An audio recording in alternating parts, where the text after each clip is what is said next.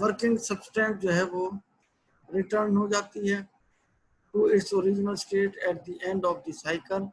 Therefore, the change in internal energy of the engine is zero. That is delta U is equal to zero, or for the cycle. The net heat into the engine is Q net is equal to Q in minus Q out. Or then the energy balance given by the first law वो बन जाएगा delta U is equal to zero और Q net minus W और Q in minus Q out ये बराबर minus W पे करेंगे तो ये वर्क परफॉर्म आ जाएगा Q in minus Q out. तो इसलिए इस तरह से जो है हम वर्क डन मालूम कर लेते हैं इन सिंपल इक्वेशंस के जरिए से। तो हम फिर दोबारा से जो है वहां से शुरू करते हैं, कुछ लोग नए आए हैं तो हम दोबारा से इसको वहां से शुरू कर देते हैं।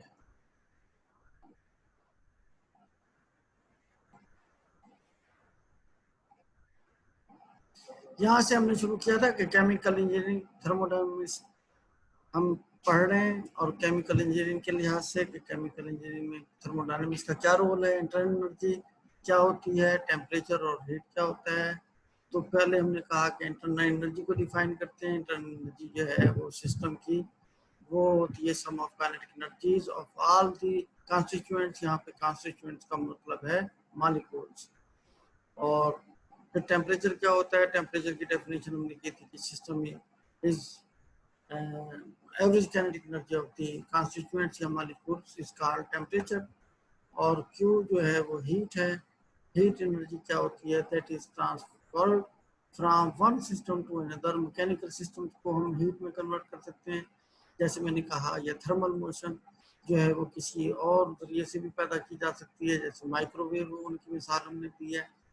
तो मुख्तलिफ जरियों से जो है हम काइनेटिक एनर्जी को तब्दील कर देते हैं और उसकी वजह से जो है हीट पैदा हो जाती है और वो कॉमन टेम्परेचर जो है वो फ्लो करने लग जाता है। और आमतौर पर टेम्परेचर का जो फ्लो है वो भी हाई टेम्परेचर से लो टेम्परेचर फ्लो होगा।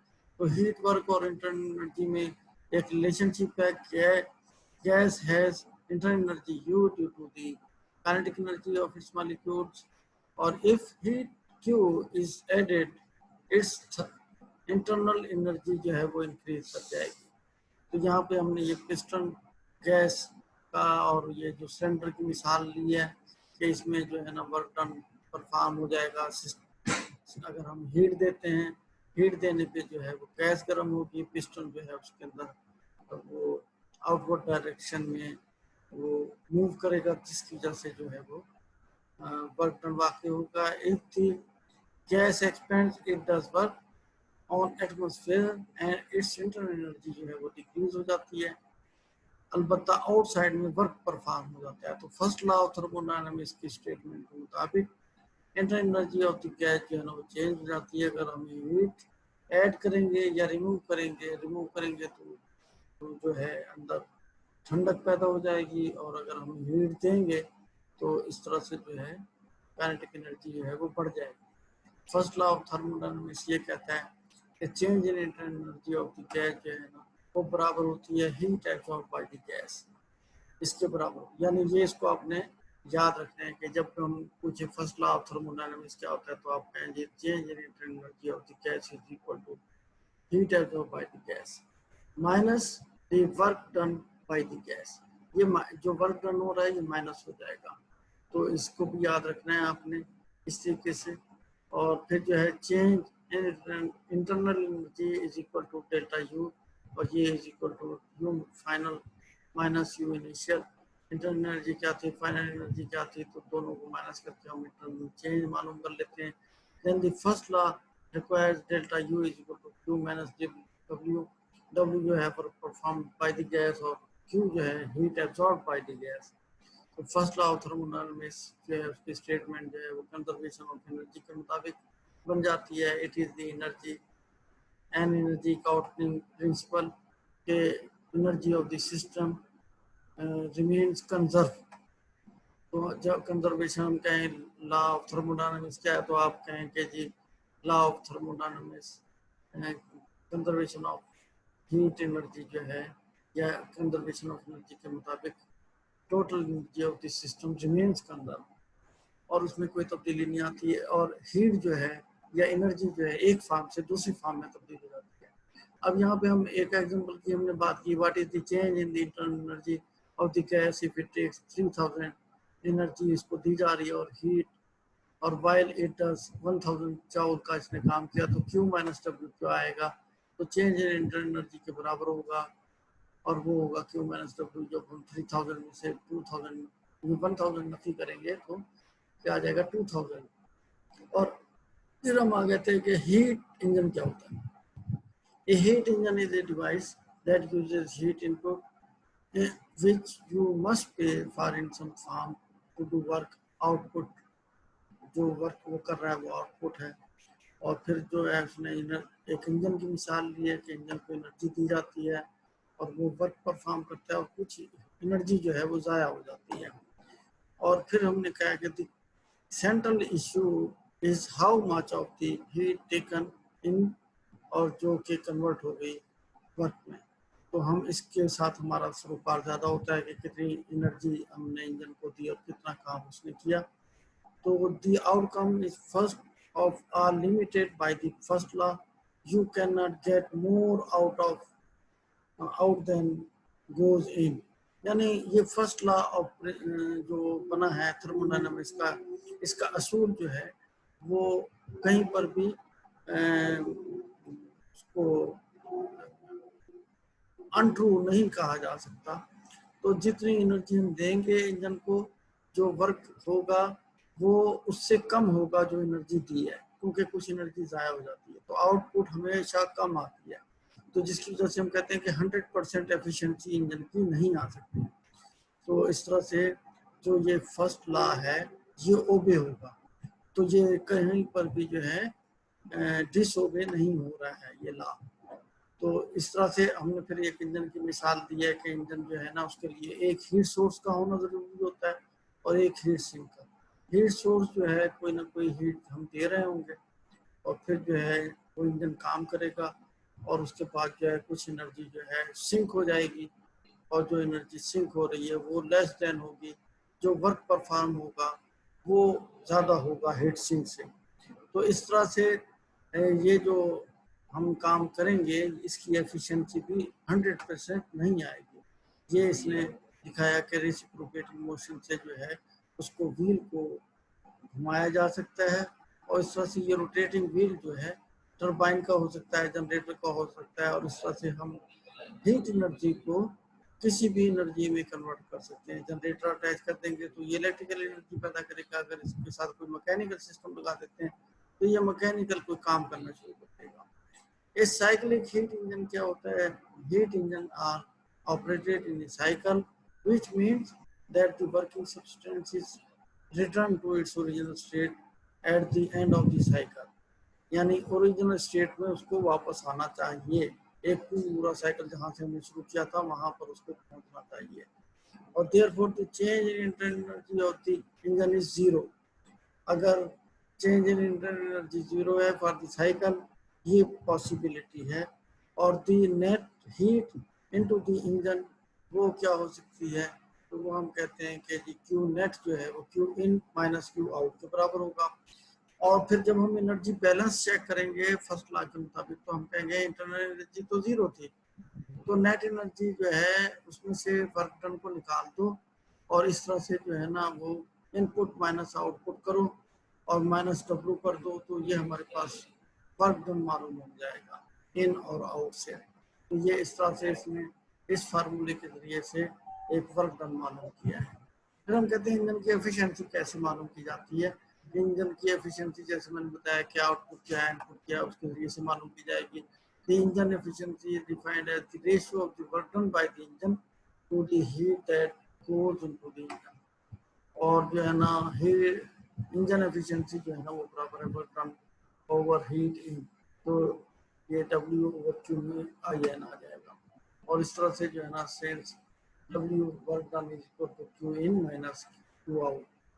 और इस तरह से एफिशिएंसी आएगी कि आउटपुट बटा इनपुट ये जब हम करेंगे, जब इसको हम मल्टीप्लाई कर देंगे 100 से तो ये परसेंटेज में आ जाएगी। और क्यू आउट जो है वो 0 है, दी एफिशिएंसी वुड बी 100%। अगर क्यू आउट 0 हो तब ऐसी, but this is prohibited by the second law, ये ऐसा नहीं हो सकता। तो ये प्रोहिबिटेड है बाय द सेकंड लॉ, ऐसा नहीं हो सकता कि क्यू आउटपुट जो है ना वो 0 हो जाए।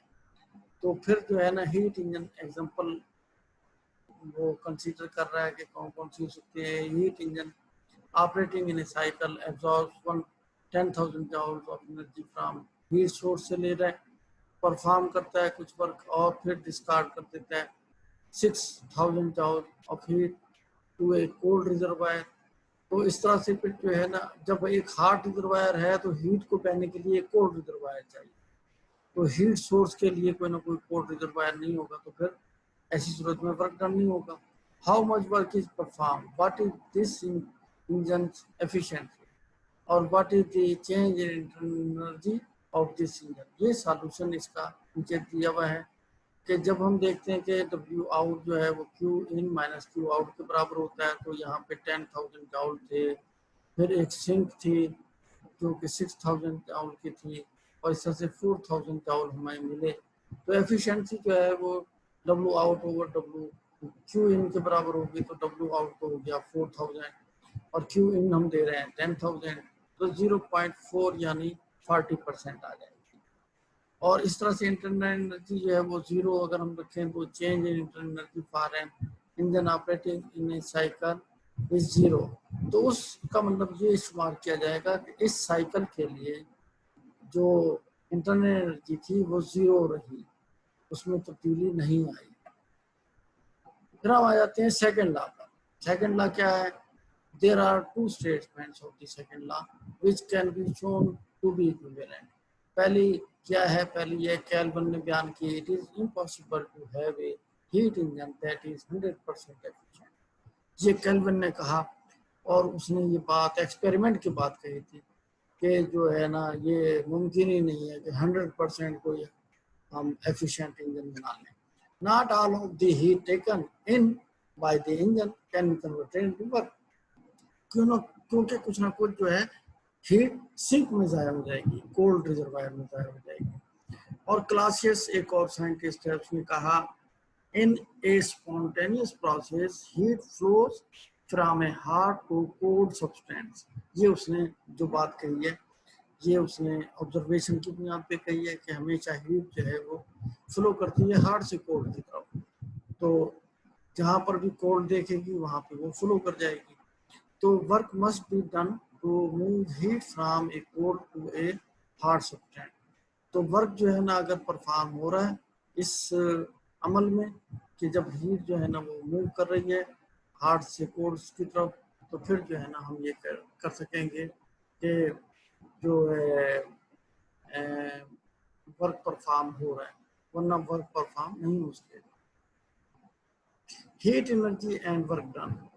Heat can not be completely converted into work or the following example illustrates the difference between work energy and heat energy। ये हमें पता चला।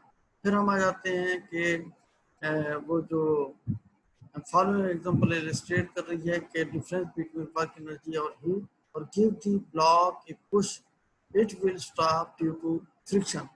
अगर हम किसी ब्लॉक को मूव करने की कोशिश करते हैं तो वो फ्रिक्शन की वजह से रुक जाता है। तो ये जो हमारा काम है वो उसमें कोई ना कोई रुकावट आ जाती है।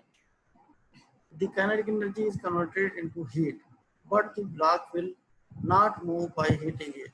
ये जो हमने स्लाइडें सारी तैयार की हैं ये हम आपको भेज देंगे और इसको जो है ना आपने एडवांस लेवल पे पढ़ना है। वो जो आपने एफएससी और मैट्रिक में पढ़ा है उससे आगे थोड़ा सा इनको तैयार करना है और ताकि आपका जो लेवल है वो उस लेवल पर ना रहे। और चूँकि आपको एक इस तरह का सीजन आ गया कि जिसके अंदर हम ये तमाम चीज़ जो है उस तरीके से नहीं कर पा रहे। तो heat disordered energy. When an object is heated, the energy of all of its molecules is increased, or however the molecules do not all move in the same direction. They move about in all directions. This is what we mean by disorder or thermal energy. On the other hand, if we want the system to do work, to we want it to move in some particular direction. Work is directed energy. और refrigerator, air conditioner, ये सब इन्हीं first law और second law पे काम कर रहे हैं.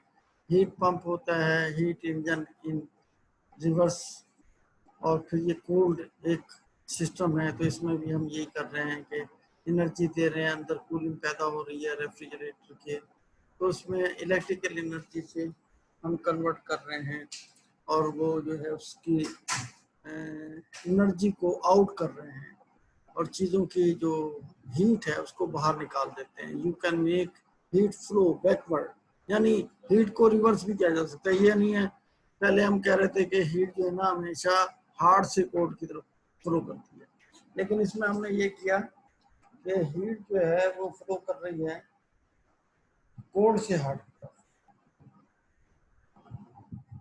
तो अगर ऐसी सूरत पैदा हो जाती है कि हीट जो है कोल्ड से हार्ड की तरफ फ्लो करे, जैसे हमने रेफ्रिजरेशन की मिसाल ली, तो ये रिवर्स एनर्जी फ्लो करा रहे हैं. Only if there is an input of energy, ये भी तमाम काम एनर्जी की बुनियाद पर होगा. और उसमें हम कह रहे हैं हीट जो है वार्म साइड पर जा रही है. और इन एन एयर कंडीशनर और refrigerator this energy must be supplied by electricity. तो जो हम एक अलहदा से एनर्जी सप्लाई कर रहे हैं वो इलेक्ट्रिसिटी है, जो कि ये अमल करा रही है कि हीट को रिवर्स डायरेक्शन में फ्लो करा रही है, फॉरवर्ड डायरेक्शन में नहीं करा रही. फॉरवर्ड डायरेक्शन तो ये होती है कि हीट हमेशा हार्ड से कोल्ड की तरफ फ्लो करती है, लेकिन हमने इसको क्या किया कि हमने इसको रिवर्स डायरेक्शन में फ्लो करा दिया. आपने ये जो अपने सवालात हैं वो जो है पूछे, देखते हैं क्या क्या पूछा है. हाउ कैन वी कन्वर्ट और change one energy to another. और फिर है कि ये तो मिड का सिलेबस है और sir a device will have less और greater than 100% efficiency, is it possible. तो वो तो हमने कह दिया कि वो लेस होगी, 100% नहीं होगी. और उसके बाद जो है ना वो इन सवालों के जवाब तो मिल गए हैं कि इलेक्ट्रिकल एनर्जी को जो है हम किसी और एनर्जी में कन्वर्ट कर रहे हैं और उसको हम जो है इलेक्ट्रिकल एनर्जी से हम कोल्ड पैदा कर रहे हैं, रिवर्स डायरेक्शन में एनर्जी फ्लो करा रहे हैं, हीट को बाहर निकाल रहे हैं. और ये तमाम चीज़ें जो हैं मैकेनिकल एनर्जी में कन्वर्ट हो सकती हैं. जैसे हमने कहा रेसिप्रोकेटिंग मोशन को हमने व्हील के मूवमेंट में इस्तेमाल किया, तो इसका मतलब है हीट एनर्जी से हम मैकेनिकल एनर्जी पैदा कर सकते हैं और मैकेनिकल एनर्जी से हम जो है कोई और इंजन चला के इलेक्ट्रिकल एनर्जी पैदा कर सकते हैं. तो ये तमाम जो चीज़ें हैं, और ये मिड का सिलेबस जो है वो उसका ये मतलब नहीं है कि मिड का सिलेबस जो है बिल्कुल खारिज कर दिया जाएगा. हमने वो सिलेबस लिया है जो कि स्टूडेंट दोबारा से कर सकते हैं और उसको जो है ये मिड और उसका हमने जो फाइनल है वो नहीं किया था अभी. तो जो चीज़ें हमने नहीं पढ़ी हैं वो हम फाइनल में डिस्कस कर सकते हैं. तो इसलिए जो है ना जो चीज़ें हमने पढ़ ली हैं वो मिड है जो हमने पहले पढ़ लिया है. जो चीज़ें हमने नहीं पढ़ी उसको हम शामिल कर सकते हैं, वो सारे का सारा जो है उसको आउट नहीं किया जा सकता, क्योंकि हमने यूनिवर्सिटी को जवाब देना है और वो सारी स्लाइडें और तमाम चीज़ें जो हैं वो जमा होनी है कि हमने जो है कौन कौन सा सिलेबस पढ़ा है. तो इसलिए जो है ना इसको मान में नहीं रहना चाहिए तो कि वो जो है ना बिल्कुल वो जो एक्सक्लूड हो गया है वो एक्सक्लूड हो गया, बल्कि वो चीज़ एक्सक्लूड हो गया जो हमने पढ़ ली है. जो चीज़ हमने नहीं पढ़ी उसको हम पढ़ेंगे. The electrical energy is use to run a motor in the compressor. तो कंप्रेसर में वो मैकेनिकल एनर्जी जब वो मूव कर रहा है कंप्रेसर, तो इसका मतलब है मैकेनिकल एनर्जी पैदा हो रही है. तो इलेक्ट्रिकल एनर्जी को मैकेनिकल एनर्जी में, मैकेनिकल एनर्जी को हीट एनर्जी में, हीट एनर्जी को किसी और एनर्जी में पैदा तब्दील किया जा सकता है, ट्रांसफर किया जा सकता है. तो इसीलिए हम कहते हैं कि कायनात में एनर्जी जो है ना वो कंजर्व है, एक फॉर्म से दूसरी फॉर्म में तब्दील होती रहती है। और फिर जो है आर्डर टू डिसऑर्डर, आर्डर जो है और वो डिसऑर्डर जो है वो क्या चीज़ है। All naturally occurring process go in the direction from order to disorder. तो जितने भी, और जैसे आइस है वो ऑर्डर फॉर्म में होती है, जब उसको हम रखते हैं तो वो पिघलना शुरू हो जाती है। It never gets colder and the water gets warmer, और इस तरह से नहीं होता। तो हमेशा जब भी हम ऑर्डर में कोई चीज़ रखते हैं वो डिसऑर्डर होना शुरू हो जाती है। तो कायनात में ये एक प्रोसेस हो रहा है, और वो जब से कायनात बनी है जब से इसी तरह से हो रहा है। इसको आगे जाके ये एंट्रोपी कहेगा कि एंट्रोपी जो है यूनिवर्स की तब्दील हो रही है। As the solid state of H2O is more ordered than water, the liquid state. और फिर जो है solid, all the molecules are lined up in a regular ordered fashion या array. There is less order in the liquid state and even less in the gaseous state. Gas में तो molecule इधर से उधर मूव करते रहते हैं। When salt is put in water, it dissociates. Crystals of salt never spontaneously form in a salt water solution. तो इसका मतलब है यूनिट जो एंट्रोपी है वो इंक्रीज हो रही है। Ice always melts in water. When ice is placed in a cup of water, it always melts. The water gets colder. The first law of thermodynamics does not prohibit the ice from getting colder and the water getting warmer. The first law only requires that energy is conserved. Heat lost by ice is equal to heat gained by the water. तो एक जगह से वो loss हो रही है तो दूसरी जगह वो एनर्जी गेन हो रही है, तो वो उस सिस्टम में कंजर्व है इनपुट और आउटपुट की सूरत में। तो सेकंड लॉ स्पेसिफाई करता है कि direction in which spontaneous process was happening या प्रोसीडिंग हार्ड से कोड की तरफ, तो वो जो है नेचुरली होता रहेगा। ऑर्डर और डिसऑर्डर में एक और बात है कि गैस के मॉलिक्यूल एक्सपेंड कर जाते हैं टू फिल ए वॉल्यूम, और जितनी कम गैस रखो या ज़्यादा गैस रखो वो सारे का सारा जो उसका बर्तन है या जो उसकी वेसल है वो भर जाएगी उस गैस से। तो जब हम ज़्यादा और गैस डालेंगे तो वो और गैस आ जाएगी उसके अंदर। तो जो डिसऑर्डर का मतलब ये है कि वो ये नहीं है कि एक जगह पर बैठ के जम के बैठ जाएंगे मॉलिक्यूल, बल्कि वो सारी जगह फैल जाएंगे और वो डिसऑर्डर हो जाएंगे। और ऐसा नहीं हो सकता जैसे उसमें शक्ल में दिखाया है कि गैस के मॉलिक्यूल सिर्फ निचले वाले हिस्से में रहें, बल्कि वो सब जगह फैल जाएंगे। Under normal condition, there are several times 10 to the power 23 molecules in a box. The change that all of these are moving to the left at the same time is 0. तो यहाँ पर जो है ना हम दोबारा से स्टार्ट करेंगे और हम चाहेंगे कि ये जो तमाम चीज़ें आपको थर्मोडायनामिक्स की दोहरा के रखें, ताकि जब इसकी कोई और इक्वेशनें आए तो फिर जो है आप उसको ग्रैस्प कर सकें। वो नॉलेज जो है जो हम देना चाह रहे हैं वो चूँकि आपके केमिकल इंजीनियरिंग का और उन तमाम चीज़ों का हिस्सा है, तो वो जो है